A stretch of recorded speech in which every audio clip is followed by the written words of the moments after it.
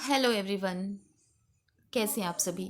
ये मेरा पहला वीडियो है और इस वीडियो में मैं पॉलिटी से क्वेश्चंस लेके आई हूँ। भाग फर्स्ट से मतलब जितने भी चैप्टर्स आगे आते जाएंगे हर चैप्टर से क्वेश्चन आएंगे 15 to 20 एवरी डे आपको प्रैक्टिस करने के लिए।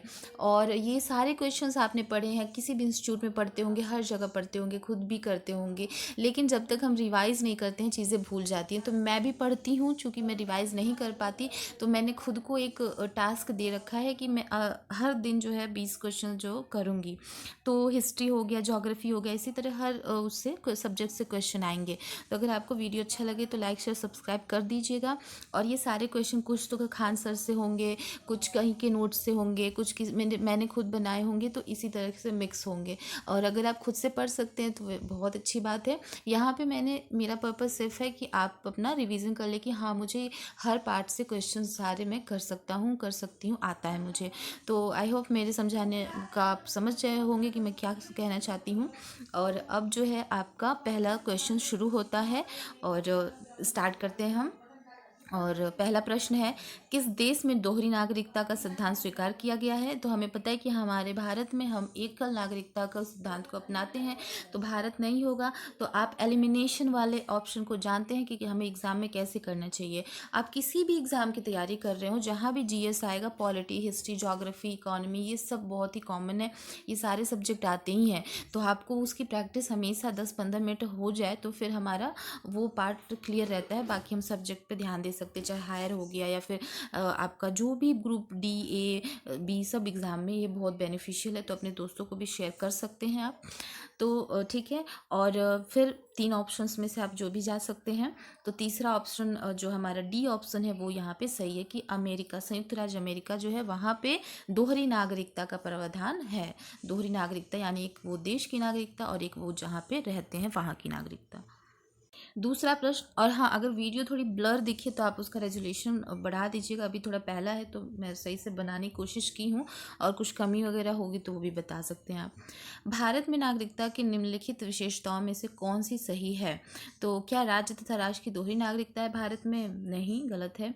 राज्य की एकल नागरिकता देखते हैं, संपूर्ण भारत की एकल नागरिकता, भारत और अन्य देश की दोहरी नागरिकता, तो ये भी नहीं है। अब आप इसका आंसर दे सकते हैं कि कौन सा होना चाहिए। तो राज्य की एकल नागरिकता, राज्य नहीं, हम भारत के निवासी हैं, संपूर्ण भारत की एकल नागरिकता, ये हमारा आंसर सही होगा।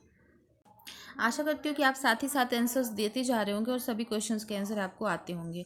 नागरिकता 5 प्रकार से प्राप्त किया जाता है। तो यहाँ एक क्वेश्चन और बन गया कि नागरिकता कितने प्रकार से प्राप्त किया जाता है। 5 प्रकार से, 5 प्रकार से। उसमें बहुत सी है, जन्म, देशीकरण, ऐसे करके, ठीक है। तो वो आप रिकॉल करिए कि आपको याद है वो। इसको समाप्त कितने प्रकार से किया जाता है। तो समाप्त इसको करने का जो है वो बहुत ही सही तरीका है। 3 ही तरीके से समाप्त कर सकते हैं। तो कहते हैं 3 तिगाड़ा काम बिगाड़ा। हालांकि बस याद करने के लिए ऐसा कुछ नहीं है, 3 संख्या बहुत लकी होती है, ठीक है। तो इस तरीके से नागरिकता खत्म हो जाती है। अगला प्रश्न जो है वो हम देखते हैं, निम्नलिखित में से कौन नागरिकता के अर्जन हेतु शर्तों को नियत करने के लिए सक्षम है।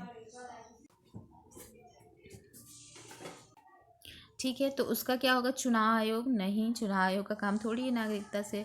राष्ट्रपति जी भी नहीं, ये भी नहीं। संसद, तो संसद जो होता है वही मुख्य है। लोकसभा, राज्यसभा और राष्ट्रपति से मिलकर बना है। नागरिकता जैसे बड़े काम के लिए संसद जो होता है क्या होता है, वो काम करता है। अगला प्रश्न है, संविधान द्वारा प्रदत्त नागरिकता के संबंध में एक व्यापक नागरिकता अधिनियम कब बनाया गया। तो इसको नागरिकता अधिनियम हर विषय एनटीए वगैरह हर जगह पूछा जाता है, कब बनाया गया।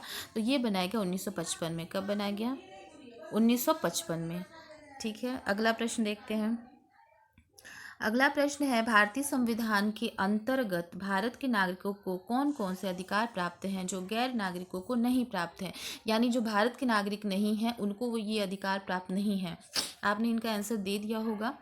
तो कुछ सार्वजनिक पदों की पात्रता, क्या ये अधिकार गैर नागरिकों को प्राप्त हैं। नहीं, बिल्कुल भी नहीं है। संसद व विधानमंडल के सदस्य होने का अधिकार, हम दूसरे देश को यहाँ पे अपने संसद में बिठाएंगे, ऐसा बिल्कुल नहीं है। अनुच्छेद 15, 16, 19 द्वारा प्रदत्त मौलिक अधिकार, इन किसी भी चीज़ों को गैर नागरिक जो है वो उनका कोई अधिकार नहीं है। तो इसका क्या होगा, उपयुक्त सभी, कि गैर नागरिकों को इसमें से कोई अधिकार प्राप्त नहीं है।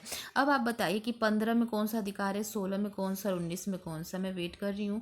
तो 15 में आपने बता दिया है कि कौन कौन सा है। जाति, धर्म, लिंग, जन्म स्थान के आधार पे कोई भेदभाव नहीं है।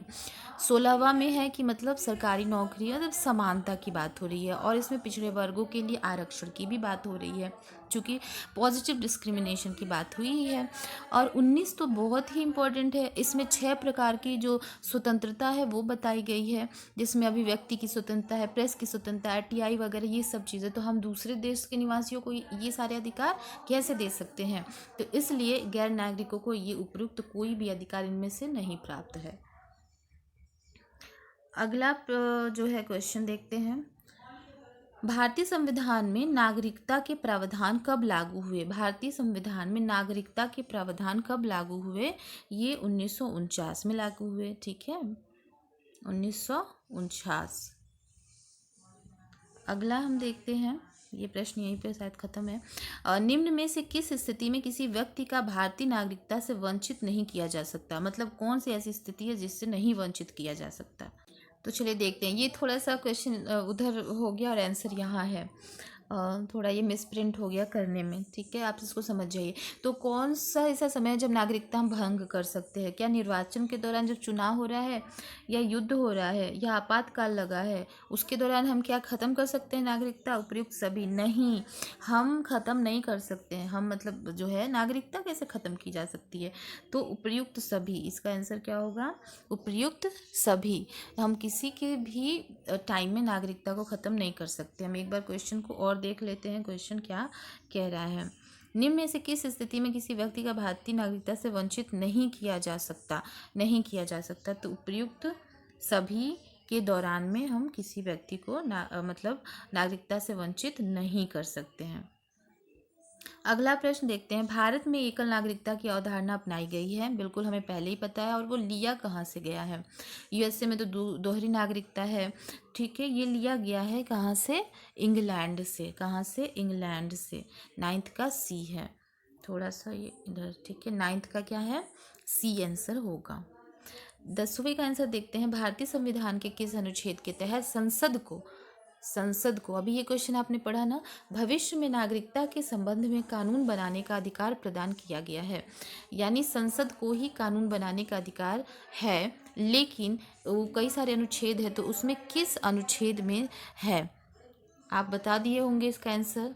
तो ये है 1111 यानी 11 में नागरिकता संबंधी कानून जो है वो संसद बनाती है, गृह मंत्रालय को, जिसमें जिम्मेदारी दी गई है। ठीक है, तो अनुच्छेद 11 में ये अधिकार संसद को प्राप्त है कि वो कानून बना सकती है भविष्य में भी अगर कुछ गड़बड़ी होती है।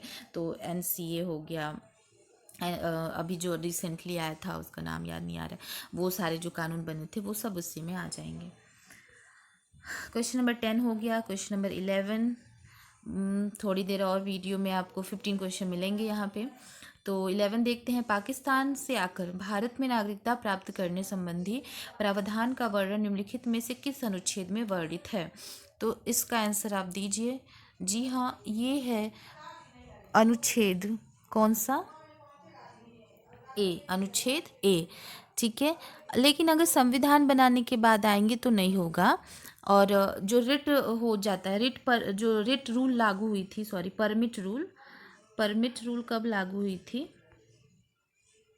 वो लागू हुई थी 19 जुलाई 1948। ठीक है, इससे पहले आए तो फिर ठीक है नागरिकता मिल सकती है, लेकिन बाद में नहीं। और संविधान जो है लागू होने के बाद भी नहीं मिल सकती है। तो ये बहुत सारे हैं, अगर आपने स्टडी किया है तो आप इसका सही जवाब दे पाए होंगे। ठीक है, आगे देखते हैं। क्वेश्चन नंबर 12 है कि एक व्यक्ति नागरिकता के अधिकार कैसे खो सकता है? ठीक है, एक व्यक्ति नागरिकता का अधिकार कैसे खो सकता है? एक व्यक्ति दूसरे देश को नागरिकता ले ले, क्या पहले प्रकार से कि वो दूसरे देश की नागरिकता ले ले, या फिर एक व्यक्ति बहुराष्ट्रीय कंपनी में काम करता है इसलिए उसकी नागरिकता चली जाएगी। एक व्यक्ति राज्य के लिए कर्तव्यों का प्रदर्शन नहीं करता है इसलिए चली जाएगी। एक व्यक्ति किसी देश में 2 महीने के लिए चला जाता है, क्या इस तरह से उसकी नागरिकता चली जाएगी? तो क्वेश्चन नंबर 12 है, उसका आंसर क्या होगा? तो हमें जाना पड़ेगा उस स्लाइड पे, क्योंकि आंसर हमारा वहीं पे है। इसका आंसर होगा, एक व्यक्ति जो है अगर दूसरे देश की नागरिकता ले लेता है तो नागरिकता का अधिकार उसका खो जाता है। और बहुत से ऐसे लोग हैं जिन्होंने यहाँ पे किया है, तो जिनमें से हम एक्टर्स का नाम तो जानते ही हैं। चलिए अगला प्रश्न लेते हैं, और वो है 13वां। 12 तो हो गया हमारा। 13 क्वेश्चन देखते हैं कि नागरिकता प्राप्त करने के लिए शर्तें निर्धारित करने वाला सक्षम निकाय कौन सा है। कौन नागरिकता प्राप्त करने के लिए सक्षम निकाय है, जो कि बताता है कि आपकी शर्तें क्या हैं। जैसे राष्ट्रपति बनने के लिए क्या शर्त है, तो उसी तरह से इसके लिए भी शर्त होती है, और वो सिर्फ और सिर्फ जब आप जानते हैं संसद है तो संसद ही है।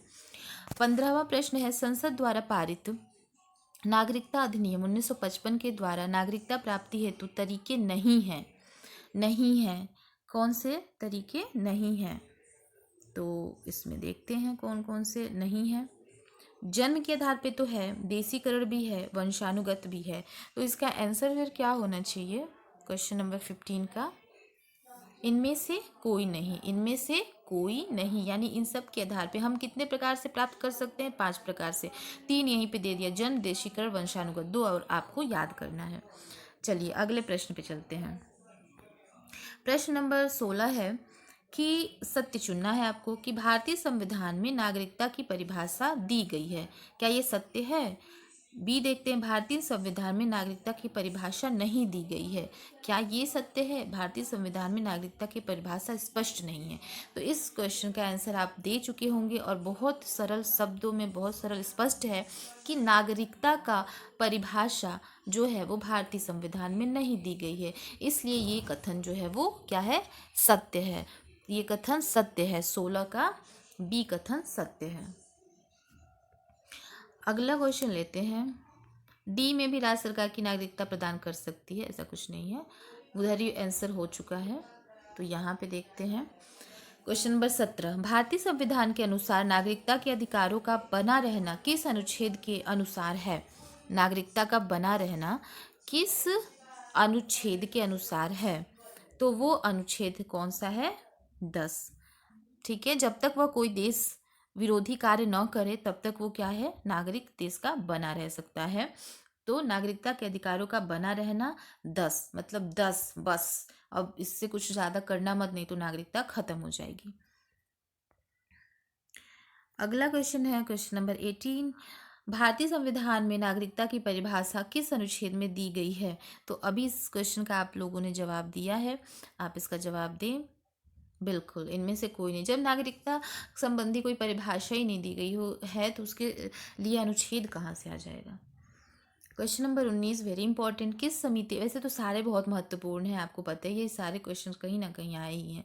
किस समिति ने प्रवासी भारतीय दिवस 9 जनवरी को मनाने की सिफारिश की। सिंधवी समिति। किस समिति ने, सिंधवी समिति। इससे एक और क्वेश्चन याद आता है कि भारतीय प्रवासी दिवस कब मनाया जाता है, 9 जनवरी। आपको सबको पता है कि गांधी जी जब है वापस आए थे उसी दिन, मतलब इसी तारीख को, इसलिए ये मनाया जाता है। और इसकी सिफारिश किसने की थी, सिंधवी जी ने, सिंधवी समिति ने। किसने, सिंधवी समिति ने। इस वीडियो का लास्ट क्वेश्चन जो है देखते हैं हम क्या है। लास्ट क्वेश्चन है 20वां, कि नागरिकता का प्रावधान भारतीय संविधान के किस भाग में व किस अनुच्छेद में है। तो इसके लिए क्या आपको ऑप्शन देखने की ज़रूरत है। जी नहीं, भाग 2 अनुच्छेद 5 से 11।